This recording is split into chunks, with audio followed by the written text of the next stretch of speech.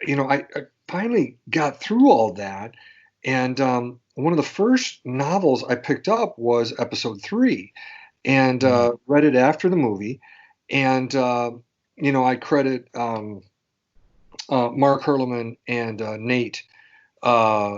Nathan P. Butler from Star Wars Beyond the Films. That really cool, Yes. right? Those guys have been podcasting forever, but they've talked about the Stover effect. They coined it, and I'm giving them credit for that. And in essence, the Stover effect is when the novelization enhances your experience of that story. Not just a movie, but like I think of the story of episode three, not just a movie, but the novelization, and it really, really did that. One of the things I thought about was how with the Force Awakens novelization by Alan Dean Foster, there's no Stover effect, there's nothing added, and in fact, unlike the Last Jedi, which I'm looking at on my shelf, and the Rise of Skywalker, which I have right next to me, they're both expanded editions. The Force Awakens was not, and it was really a bummer. But he did the movie, and what's so neat about this is I very much experienced the Stover effect. And so when Randy had messaged you and I, even before he was done, I had jumped in a bit and was really, really enjoying this, and could tell that if it continued from start to finish, that I would very much have that Stover effect, and I really, really did, which is awesome, because then you're like, I'm glad I bought this additional material.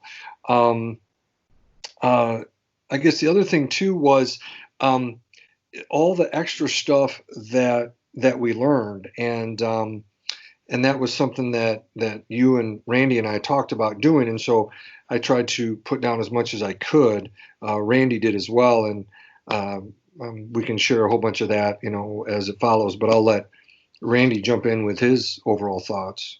Yeah, I totally agree with the Stover effect idea, and um, the thing that we get out of all novelizations, or that we hope to get out of all novelizations, is the inner conversation, the inner thoughts of the actors and actresses, of the characters, right? And Rae Carson did not disappoint. Uh,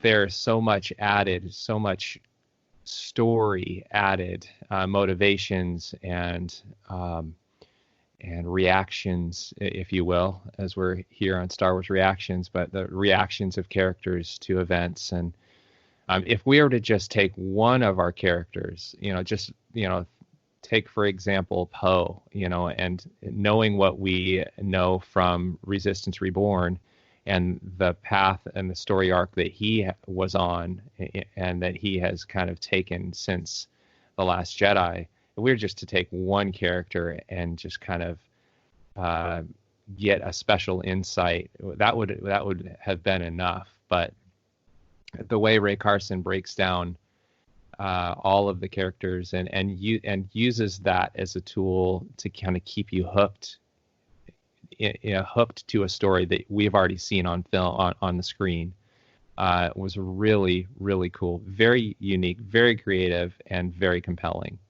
Very Yeah. cool. Oh, sorry about that. Yeah. No, very cool. I agree with both of what y'all said. What I loved most about the book, and I'm going to level with everybody. I haven't finished it. We had an accident this weekend. I was boating with my family. We hit some rough water. Apparently, the bag that had the book in it went overboard, so I haven't gotten to finish it. So, but what I've read of it, I love how it expanded out the story of what the movie was. It fleshed stuff out that we didn't get to see in the movie, and I loved that. So yeah, that was awesome. David, go ahead and carry on. No, yeah, I was responding, then I looked, and I'm like, wait, I'm muted. But no, I agree with what Randy was saying there in terms of how you can pick any of these characters, Leia and Rey and Finn, just adding so much to it. Heck, we even get additional Bulio dialogue. The famous, I guess maybe now famous character that Mark Hamill voice at the beginning of the movie.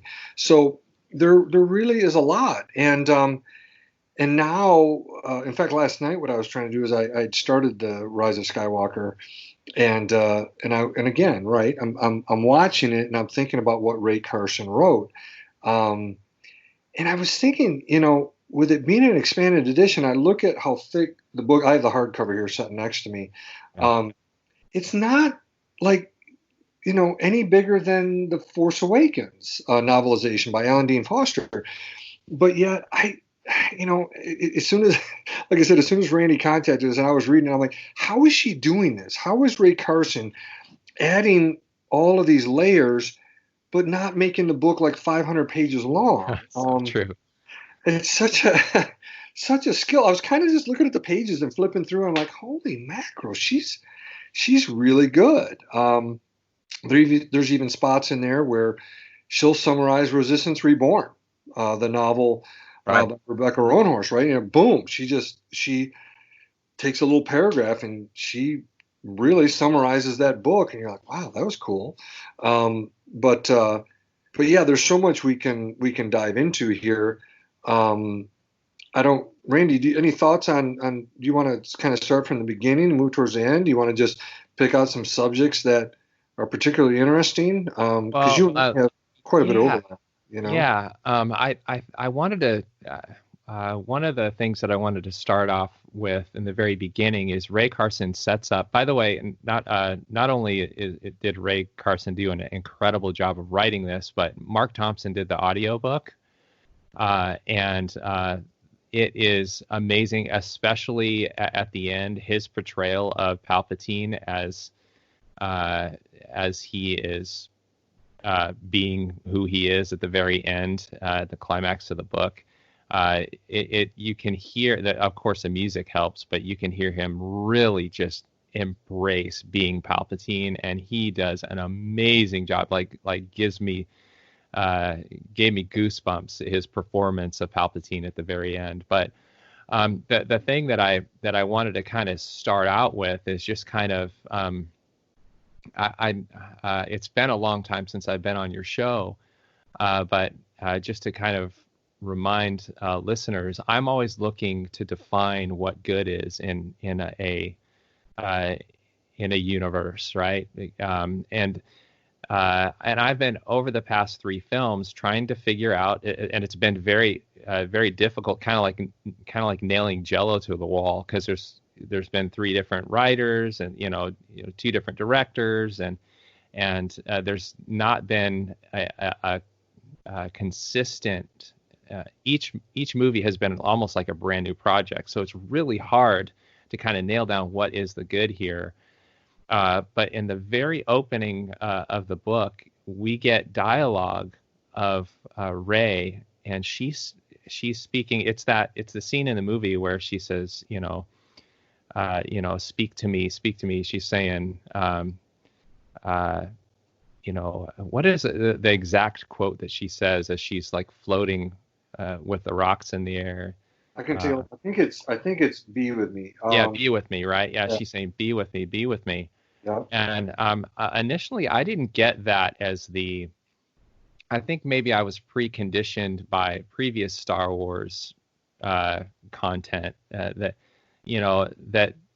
being one with the Force, or the Force itself, and the will of the Force, that was what the good was, right? Even when bad things happened, it was still, even when Darth Vader became Darth Vader, even when he was blowing up planets, even when he was killing, it was still, it was moving toward the will of the Force was balance and the redemption of Anakin Skywalker.